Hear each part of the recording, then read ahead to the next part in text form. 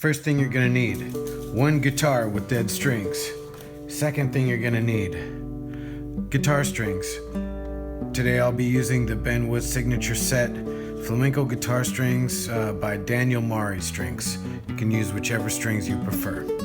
Third thing that you're gonna need, well, you won't need it, but I like to use these, the string winders. It also has a string cutter down here. But you don't need this, you can always wind with your fingers.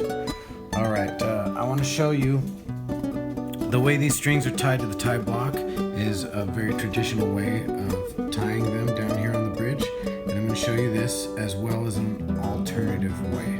So let's take a couple strings off. You don't want to just clip them off. I don't recommend that. So I'm just gonna unwind and from down here.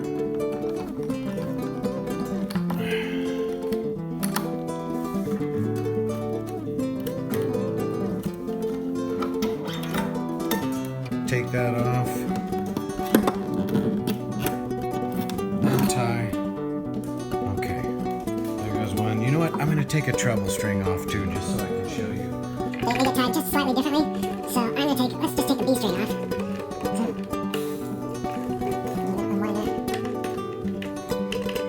course, fast motion is fun. I can use the fast motion, that'll be fun.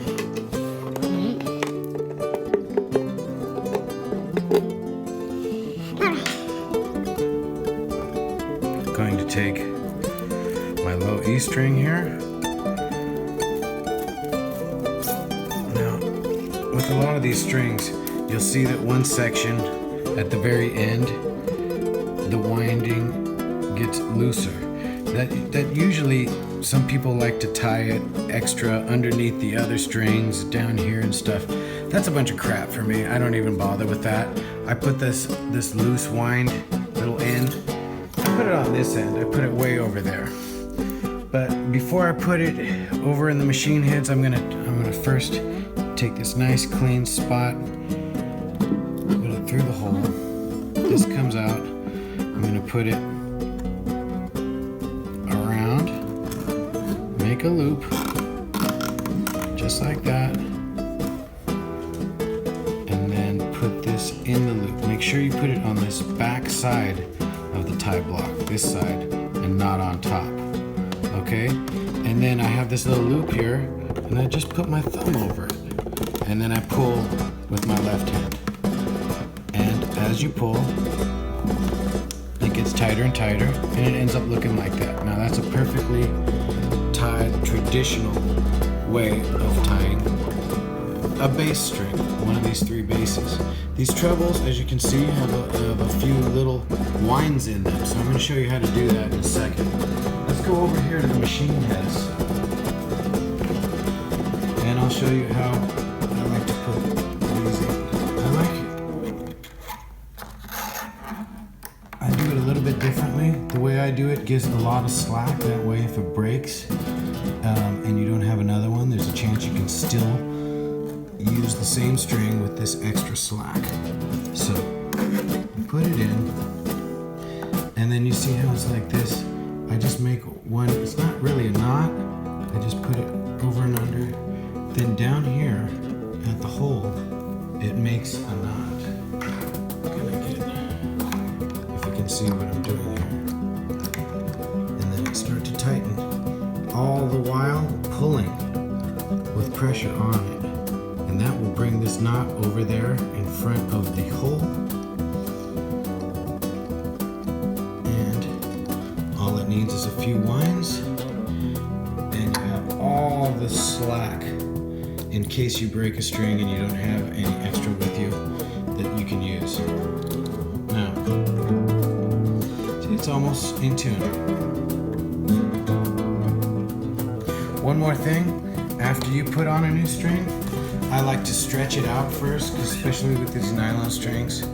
So I put my thumb down here and I just pull up and keep this side of the string down with the end of my hand. So I pull up with my index finger to keep the other side of the string down. That way I'm not putting any extra stress on the bridge or the saddle or anything. So I go through and I stretch it like this. I might have to do that 2 or 3 times before it stays in tune. Usually the first day with new strings, it doesn't stay in tune very well. Okay, so that's that one. Let's come back over here to the bridge and let's work on the B string. Okay, these strings are a lot thinner, obviously the nylon strings, but we're gonna use the same principle. We're gonna put it in the hole here.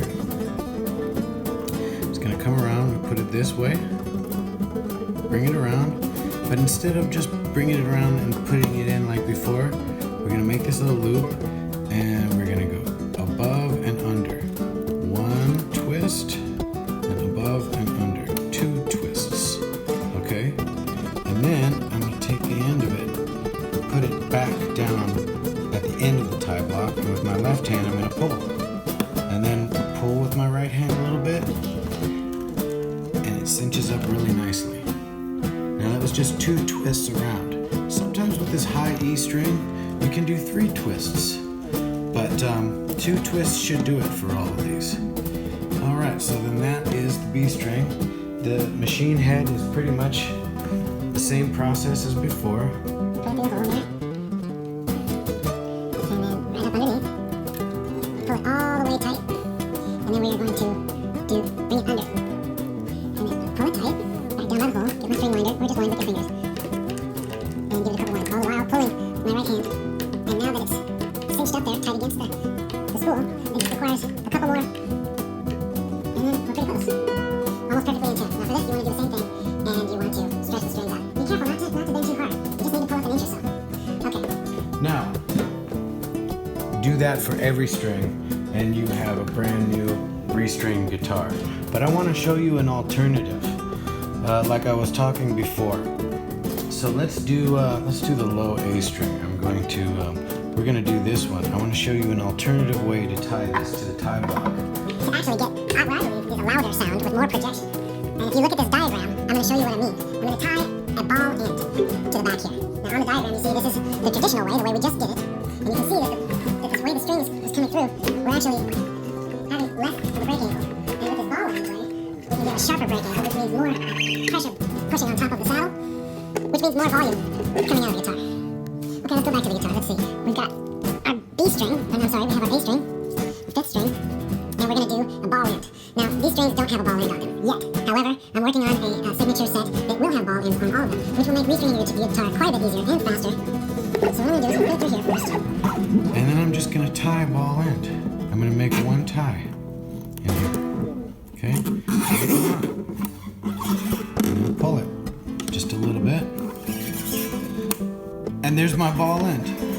And it's as easy as that. And then I take the rest and we do the same. Now, obviously with this, you might want to cut it off a little bit. And there we go, there's our ball end. Now on these treble strings, you might have to tie 2, even 3 knots to make a slightly larger ball, slightly larger knot so it doesn't slip through. But you will get more pressure coming straight down with a sharper break angle than with this one. It's actually, you can see the string coming around and pulling the angle up. And that's how to restring your guitar.